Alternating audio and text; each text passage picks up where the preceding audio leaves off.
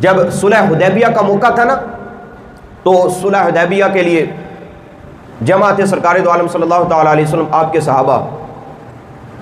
تو کافروں نے دیکھا اور کافروں نے ایک اپنا بندہ بیچا جس کا نام تھا عروہ بن مسعود، اور اس کو انہوں نے کہا کہ جاؤ ذرا پتہ تو کر کے آؤ کہ وہ جو آ رہے ہیں، وہ لشکر لے کر آ رہے ہیں، ان کا رہن سہن کیسا ہے، یعنی سرکار دو عالم صلی اللہ علیہ وسلم اور صحابہ کا کوئی کمزوری ڈھونڈ لاؤ. کافروں نے کہا جب آپ مدینہ ہجرت کر کے آگے اور پھر سرکار دو عالم صلی اللہ علیہ وسلم عمرہ کرنے کی نیت سے مدینہ سے چل کر عرب کی طرف جا رہے تھے، مکہ کی طرف جا رہے تھے، اور درمیان میں ایک حدیبیہ کا مقام تھا، وہاں کافروں نے جو ہے وہ روک دیا اور کہا آگے آئیں گے تو جنگ ہوگی. تو انہوں نے پھر بھیجا کافروں نے ایک بندہ کہ جائیں ذرا پتہ تو کر کے آؤ کہ اس کے حواری کیسے ہیں، اس کے ساتھی جو ہیں ان کے ساتھ کیا برتاؤ کرتے ہیں، کیا ان کو توڑنے کی کوئی جو کمزوری ہے وہ ڈھونڈ کے لاؤ.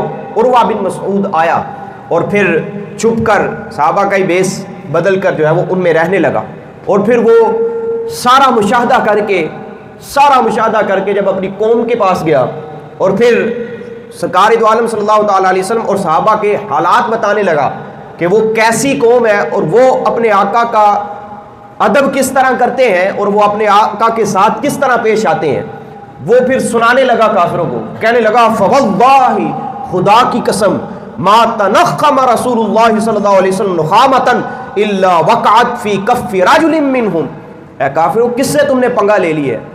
ارے ان کی شان تو یہ ہے کہ ان کے آقا جب اپنا لعاب دہن پھینکنے لگتے ہیں تو وہ لعاب دہن زمین پر نہیں گرتا، بلکہ ان کے ساتھی، ان کے صحابی فوراً اپنی ہتھیلیاں آگے کر دیتے ہیں، اور سرکار کا لعاب دہن زمین پر نہیں گرتا بلکہ ان کی ہتھیلیوں پر گرتا ہے. ارے وہ تو اپنے آقا پر اس قدر فدا ہے، فذالک بہا وجعہ وجلتہ، اور پھر وہ لعاب دہن اپنی ہتھیلیوں پر لے کر کرتے کیا ہیں، وہ اپنے چہروں پر مل لیتے ہیں، اپنے جسموں پر مل لیتے ہیں. ادب مصطفیٰ کی جو آیات ہیں ان کی عملی تفسیر پھر صحابہ نے کر کے بتائی. عروہ کہتا ہے اے قوم، کس سے تم نے پنگا لے لیا ہے؟ ارے ان کے ساتھی تو ان کے اشارے ابرو پر بتا رہا ہوں میں کہ لعاب دہن بھی نیچے نہیں گرنے دیتے. اور پھر کہنے لگا وَإِذَا أَمَرَهُمْ ابْتَدَرُوا أَمْرَهُ، جب وہ آقا ان کے کوئی حکم دیتے ہیں ان کو تو وہ جلدی سے سیکنڈ نہیں لگاتے اور جلدی سے ان کے حکم کو پورا کر ڈالتے ہیں. وہ تو اس قدر فدا ہے اپنے آقا پر.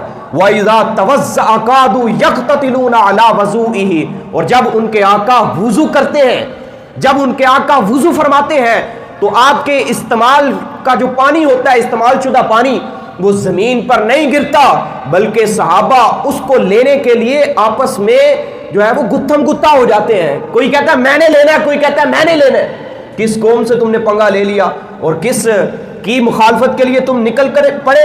وَمَا يَحِدُّونَ إِلَيْهِ النَّظْرِ، ارے وہ جب گفتگو کر رہے ہوتے ہیں نا، وَإِذَا تَكَلَّمَ خَفَضُوا أَصْوَاتَهُمْ عِنْدَهُ، جب وہ گفتگو کر رہے ہوتے ہیں نا ان کے آقا، تو ایک کی بھی نہیں آواز آتی، ایک کی بھی چونچراں کی بھی نہیں آواز نکلتی. وَمَا يَحِدُّونَ إِلَيْهِ النَّظْرِ، اور حالت کیا ہوتی ہے؟ سرکار گفتگو فرما رہے ہوتے ہیں اور ان کے ساتھی ایسے نظریں جھکائے سرکار کی باتیں سن رہے ہوتے ہیں. اللہ اکبر، اس قدر وہ ادب کرتی ہے قوم اپنے آقا کی.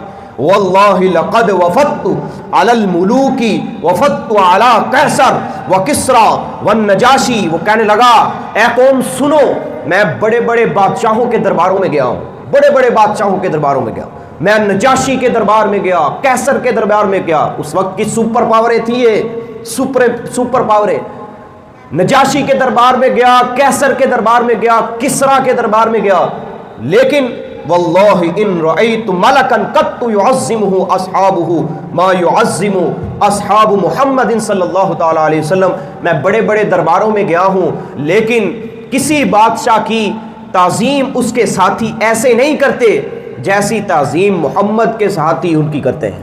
اللہ، جیسی تعظیم ان کی وہ کرتے ہیں کوئی جناب نہیں کرتا بڑے بڑے بادشاہوں کی طرف.